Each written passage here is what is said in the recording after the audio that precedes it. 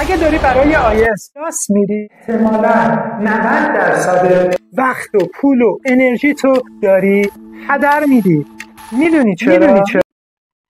چون آموزشگاه‌ها ساخته شدن که تو رو وابسته کنن. من با کلاس‌های جنرال، تخصصی تجاری و آیس بالای 3 سال کلاس رفتم، ولی یه راز مهم کشف کردم.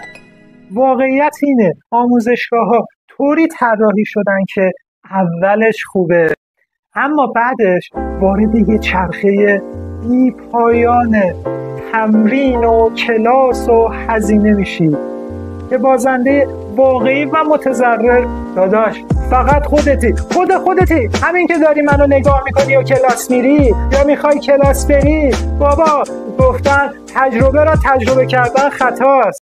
ویدیو کامل افشاگری رو تو کانال ببین.